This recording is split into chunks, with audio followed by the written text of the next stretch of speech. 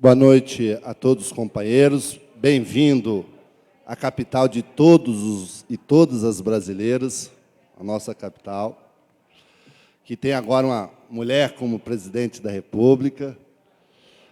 Agradecer o convite da Confetam e acho que nós estamos num momento extremamente importante da discussão da organização sindical. Eu li rapidamente aqui o texto de resoluções que vocês colocou no caderno e queria começar pelo um pouco da discussão sobre o nascimento da CUT e da organização sindical. O movimento sindical brasileiro, ele nasceu livre, sem controle do Estado. Cabia aos trabalhadores a sua organização. E ele definia de forma clara, auto-organizado pelos trabalhadores e definido por eles. Então, não tinha padronização. Era associação, união, sindicato, caixa, assim por diante. Nasceu da organização dos trabalhadores muito pela necessária, porque não existia proteção social conquistada pelo sindicato. Se um trabalhador se acidentava, ele deixava de receber o salário porque ele não ia produzir. Se trabalhava por dia. Até o próprio nome salário, ele é fruto da época da Idade Média, que você produzia tudo aonde você morava, que era no campo. A única coisa que você não produzia era o sal. E você trabalhava um dia para adquirir e comprar o sal. Então, quando você trabalhava, você recebia o dinheiro, ou o sal, ou o dinheiro para comprar o sal. Então, a origem da palavra salário é isso. Então, se você não trabalhava, você não recebia. Se você adoecia, você não recebia. Você nunca aposentava. As mulheres, quando tinham filhos, não tinha licença maternidade, não recebia nada. Então, quando uma pessoa se acidentava, ficava incapacitado para o trabalho, não recebia. Então, se começou a organização dos trabalhadores para que, nesses momentos, como que você supria essas necessidades. Então, era caixa de assistência, união, assim por diante.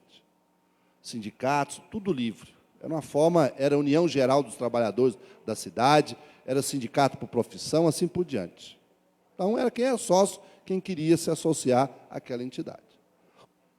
Com o governo Vargas, ele organiza e padroniza o movimento sindical no Brasil, contra, a vontade dos sindicatos. Então, quem se organizava e pedia autorização ao Ministério do Trabalho, o Ministério do Trabalho dava autorização e passava a descontar o imposto sindical. Cabia ao Ministério do Trabalho a criação dos sindicatos, era ele que criava tudo. E o Ministério do Trabalho controlava absolutamente tudo na vida do sindicato. Desde a eleição, do registro de chapa, você tinha que fazer prestação de conta, como vocês vão ter amanhã, que eu vi o caderno, você tinha que fazer prestação de conta para a DRT. Você não podia utilizar os recursos do sindicato para fazer greve. Por isso que, na greve dos metalúrgicos do ABC, criou-se o famoso fundo de greve. Era uma organização à parte do sindicato de receita, para que, durante a greve, você poderia utilizar aqueles recursos. O Ministério do Trabalho tinha uma portaria que você não podia reunir com outro sindicato. Era proibido um sindicato de servidor municipal encontrar, não existia naquela época, eu vou falar sobre isso, mas qualquer sindicato não podia se reunir com outro, como nós estamos aqui, era proibido. Então, portanto, o movimento sindical classista, com essa legislação, infelizmente, isso foi se consolidado na CLT em 43, todo esse arcabouço que foi feito. Até 64 não se mudou absolutamente nada. O golpe de Estado de 64 veio e pegou essa legislação vigente e utilizou essa legislação vigente para intervir nos sindicatos. Quando a diretoria fazia greve ou incomodava o Ministério do Trabalho ia lá e caçava a diretoria, destituía a diretoria e nomeava a diretoria.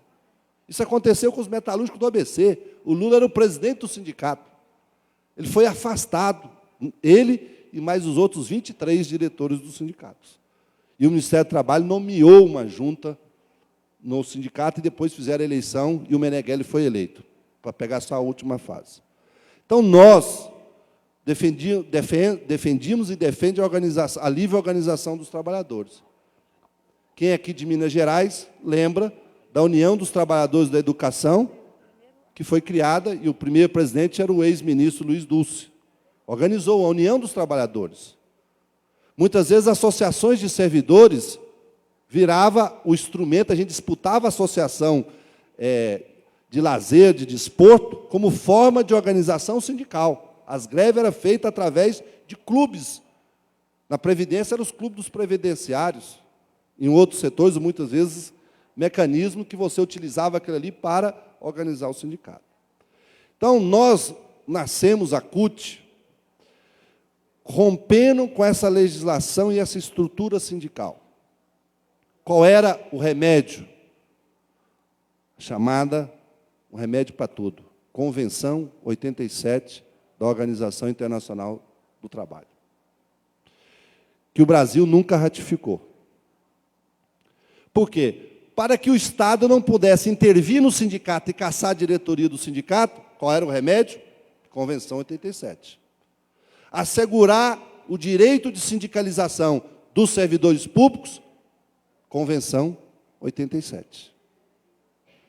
Os servidores eram proibidos de se organizar, terem sindicato. Central sindical era proibido. A CUT foi fundada em 83 e até 88 você não conseguia registrar no cartório.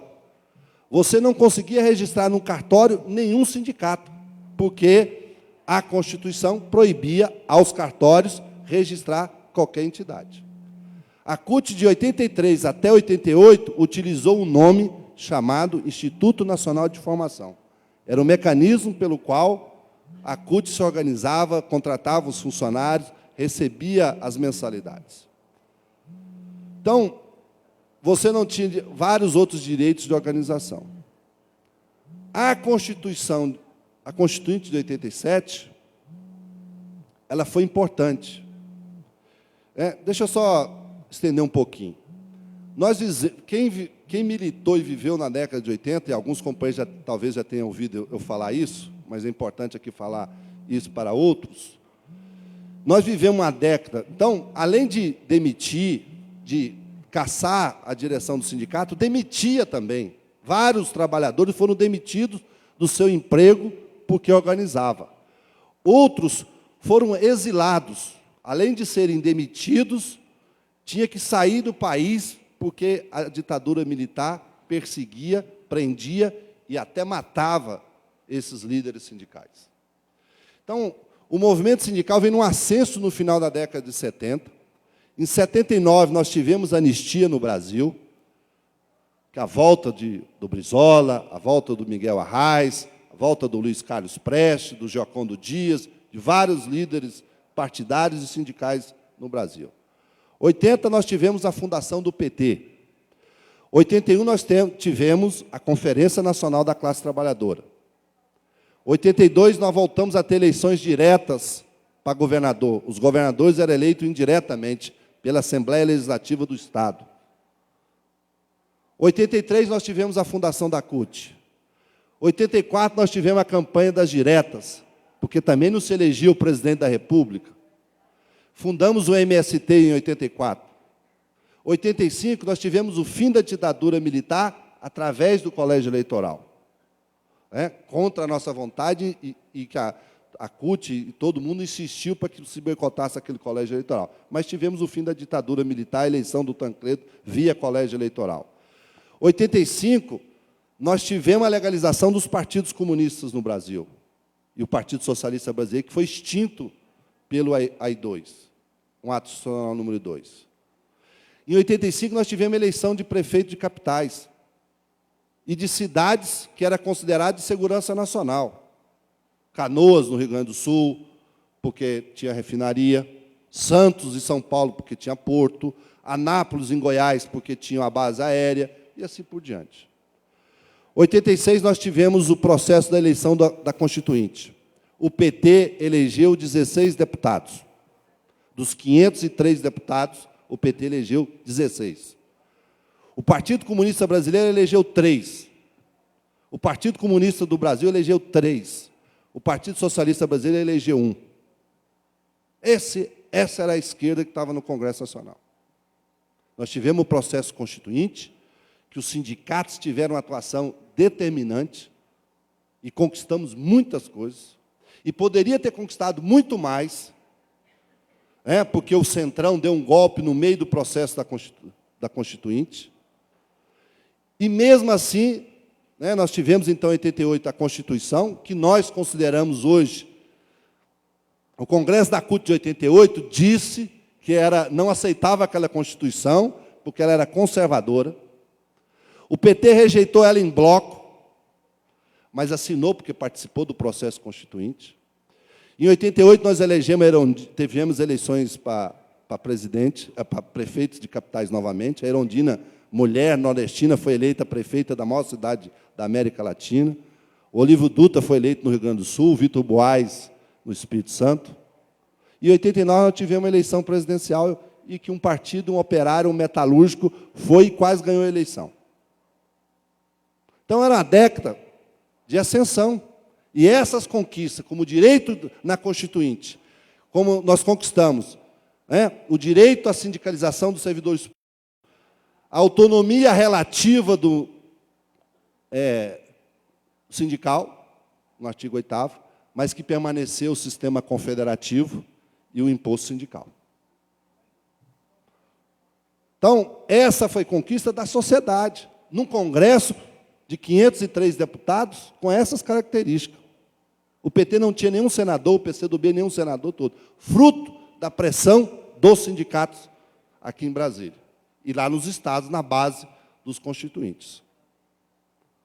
Então, quando a Constituição assegurou aos servidores públicos, no capítulo do servidor público, a liberdade de organização sindical, o direito à sindicalização, e no artigo 8º da Constituição, o direito à sindicalização como um todo, foi importante, só que foi pela metade. Não aprovou a Convenção 87. Aquilo que era consenso anteriormente da Constituinte para enfrentar esses problemas, com a Constituição de 88, em parte. Então, nós construímos os sindicatos. Eu sou bancário há 34 anos, mas do ano de 87 eu trabalhei na Câmara dos Deputados. Eu sou fundador, naquele ano, eu era servidor público, e sou fundador do Sindicep, aqui de Brasília, primeiro sindicato de servidores públicos no Brasil, que, coincidentemente, nasceu no mesmo dia que a CUT, 28 de agosto de 87.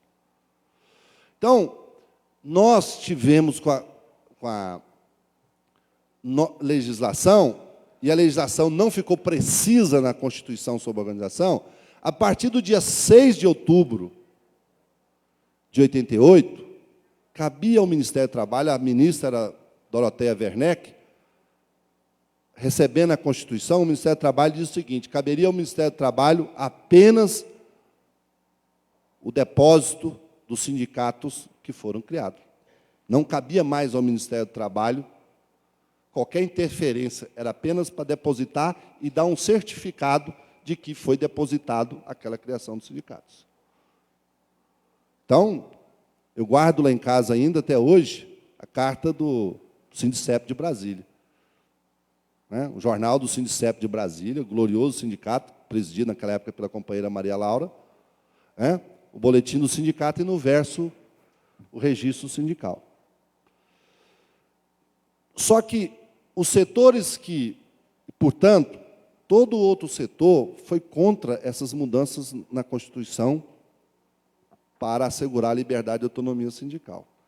Tomaram iniciativas junto ao Supremo, e o Ministério do Trabalho só foi retrocedendo com portarias para o reconhecimento dos sindicatos.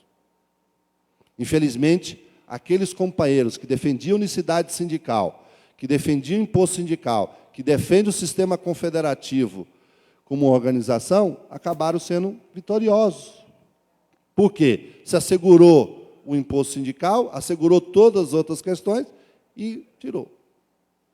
Hoje, então, a CUT reafirma, está nos seus princípios e tem reafirmado em todos os congressos a liberdade e autonomia sindical. Agora, com esse congresso, hoje o PT tem 90 deputados, e a gente corre o risco todo dia, é só ver o debate do Código Florestal. Então, hoje nós temos 10 vezes mais deputados do que tínhamos 24 anos atrás, e corremos o risco de perder direitos, conquistas no Congresso Nacional. Porque nós, infelizmente, somos progressistas para votar para presidente da República e somos conservadores para eleger os deputados e senadores. Elegemos, nós aqui, sim, base dos nossos sindicatos. Vota na Dilma para presidente, mas vota num deputado conservador. E nós não conseguimos fazer as mudanças.